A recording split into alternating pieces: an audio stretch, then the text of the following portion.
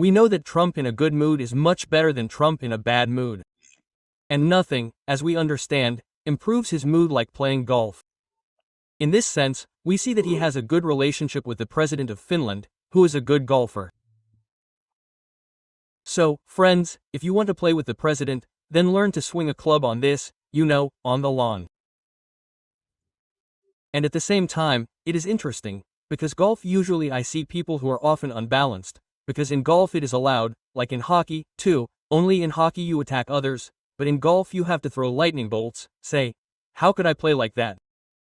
Where did that ball go? Oh, you, quote, and then people. And then they also drink, because, of course, golf, you need to drive in a car like that.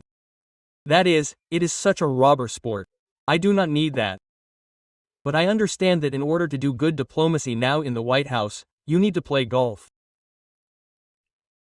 And Lindsey Graham and the same Stephen Vitkov, who is Trump's golf partner. And the most important thing for him is to continue playing golf with the president, and then it can be monetized. Lindsey Graham, this means that he is trying to gain his political capital in this way. Although it cannot be said that he somehow, when you work with Trump, the only one who makes a decision here is Trump. But on the other hand, the one who stands next to him at the last moment can greatly influence this momentary decision, which he can then revoke. Therefore, this is a situation when it would be nice, like Musk, when he tried to help Trump, that is, he did not try, but when he worked to help Trump, he practically moved to Mar-a-Lago and, therefore, was there. That is, you need to cultivate Trump without leaving. Therefore, it is important, I think, that Putin calls him once a week, and perhaps more often. Maybe he gets a call like this at night or in the morning, so to speak, to charge him up for the next period of time. Because these bills, they initially sounded like a threat. Well, oh, here we are, and now we will give you something like this. Well, how, I don't know, how these 30,000-pound bombs that were dropped on Iraq, such 500%. But then we somehow began to understand over time and quite quickly that, for example, 145% tariffs on trade with China simply mean a trade embargo. We are ending trade with China. Therefore, 500% of anything, it simply means an embargo, it means an effective end to trade. And the Americans look at this and say, we need this in the sense that 500% tariffs on countries that trade with Russia, we want to impose 500% tariffs on India, on China. Somehow in the United States we owe this is somehow completely, how to say, beyond the pale. But since this was a threat to Trump, it was never considered a real thing in this sense. It's just like Trump says, I can do 500%, and Lindsey Graham, please, here's your bill. Okay, now we'll figure it out. But Trump is still his party. Oh, and now, by the way, it's interesting to see if he manages to push his bill through the Senate, which will show how much he currently owns the Republican Party in the Senate, because Lindsey Graham's bill, it's kind of in line. Now they have a major, great bill that needs to be pushed through now. And every victory leads to the next victory. If he wins now, it says that he has capital for the next time and so on. And Trump, in principle, does not want to introduce this bill. Therefore, there needs to be some kind of opposition from senators who felt that the situation is going in such a way that they are even ready, to resist Trump, because Trump, cannot even impose 10% tariffs on Russia. Therefore, to say that he will impose 500% tariffs on everyone who trades with Russia, but this can very seriously spoil his relationship with Vladimir Putin. Therefore, he is, so to speak, cautiously here, but how to say, I am good, I am for Russia, Russia is so good, Trump can say, but the Senate is so bad, Lindsey Graham, they are all trying to, in general, step on Putin's laces. I'm not happy with them, but this is how they behave. But on the other hand, he is not only unhappy with them, he commands them. So I do not see a big chance here that this will pass. And because this bill itself doesn't sound like a real bill, but sounds like a threat, then people who are looking at it politically say, those who are sort of saying, yes, as a matter of principle. And those who say, what is this trying to achieve and how much harm will it do? They tell us, no, but this is not too much. Therefore, perhaps there are sanctions that, from the point of view of the Americans, may even go too far.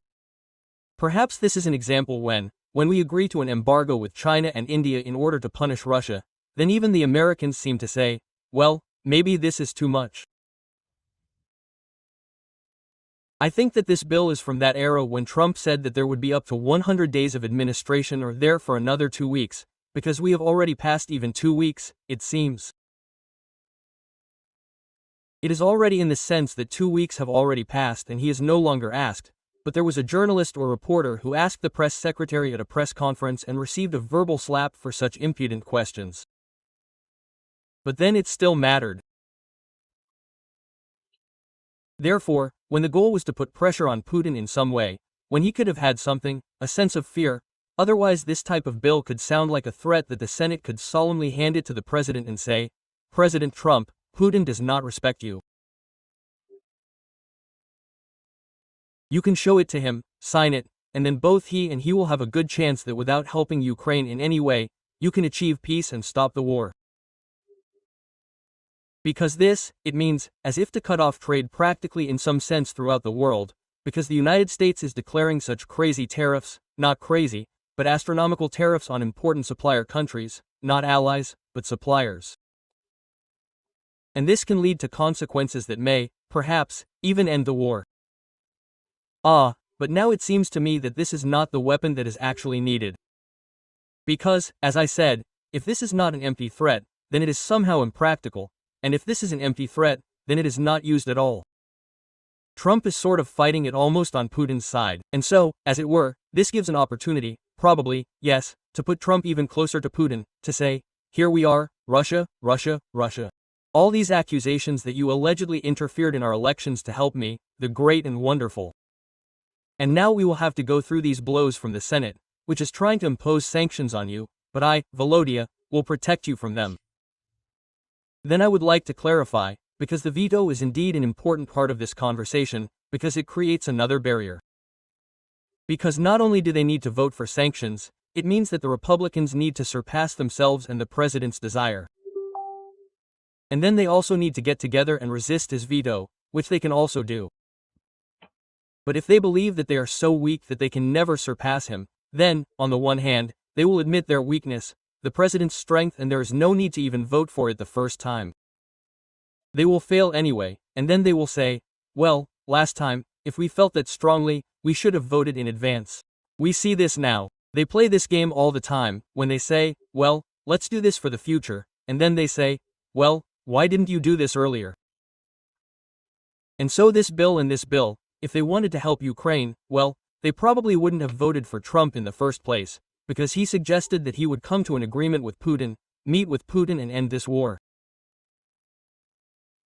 And I think that those who, well, if those who, how can I say, were deceived and thought that he would really do something in 24 hours, but, probably, these are naive people, and everyone else is somehow, well, that's exactly what they wanted, for him to stop helping Ukraine, for us to get out of, so to speak, stop bothering about other countries. This suits Trump's voters. So he is simply pursuing his constant policy here.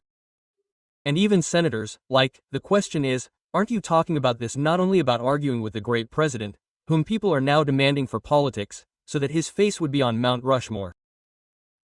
But you are kind of opposing the entire American people who elected this president. But the veto of this president is still kind of an excuse. The ability for the Senate to absolve itself of responsibility and say that, well, the president won't give it to us anyway. Well, what about you, senators? You know that the Democrats will most likely vote for all of this. I'm also interested if there are Democrats who will say, okay, 500% is impractical. Or they will say, damn, fine, here you go, argue and get comfortable and the Republican Assembly will have a fight, please, and vote for this. That's what I'm interested in. What will happen here? Look, there are 3 important points when it comes to this Trump big beautiful bill. And, first of all, there's the bill itself, which cannot be ignored, which needs to be discussed. On the other hand, there's the goggaduking toad that we are seeing between Musk and Trump, when we see that Musk has become almost our main opposition. And, on the third hand, I see that we are seeing here such a strategic use of truth, when, well, this information, which was already known and understood by everyone, most likely is the truth, but it is used not when it should be used, I don't know, by a prosecutor, in court, but when it is beneficial to one politician or another person.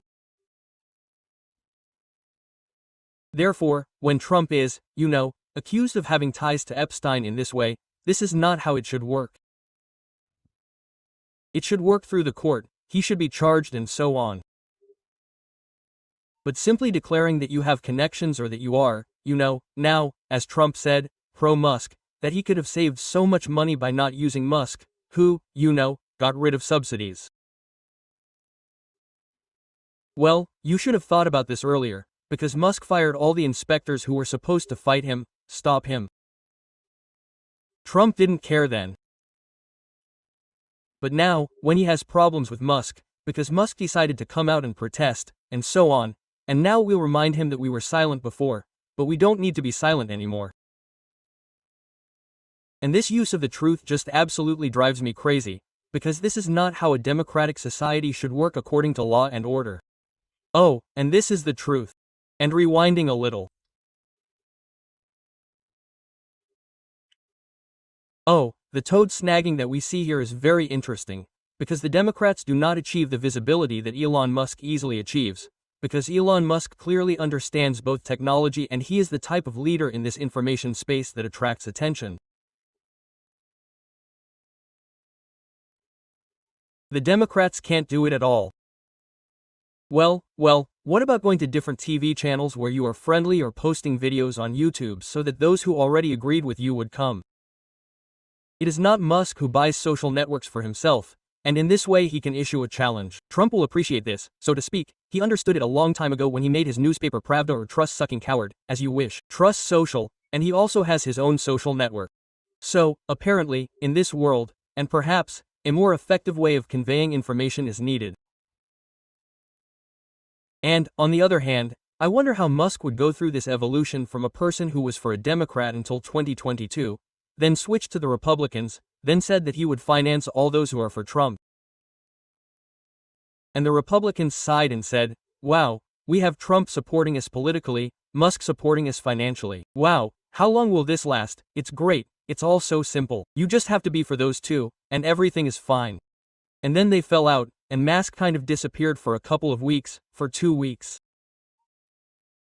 And now Musk has surfaced because this bill that Trump is pushing through will hurt his business, subsidies for electric cars, and so on. But Musk is using the truth strategically here too, because he suddenly remembered that this bill is terrible for the United States and so on. Well, yes, but why are you talking about this? Like, this seems wrong to me. And the fact that, returning to this bill, and how terrible it is here, yes, this is a gigantic transfer of money from below, like, social structures, with the help of, this socialism, all socialisms. Such a cool capitalism, when the strong squeeze out all the state resources, drive the country into debt, lower their taxes and happily fly off to Mars. Apparently, because the fact that they are destroying the country at the same time, apparently does not bother them much. And Trump, who has now decided to deport our Ellen chick to his South Africa, to remind him that in fact the keys here are with Trump, and not with Elon Musk. This is interesting to watch, because, what will Elon Musk do about this? He is the richest man in the world. And we know that money rules the world, which means that he is probably the most powerful man in some way. Right? I don't know, we'll see. But there are many different conclusions and lessons here, and there are already Democrats who are calling on Musk to return to the Democrats and help. Let's see, so to speak, where this spiral will lead next.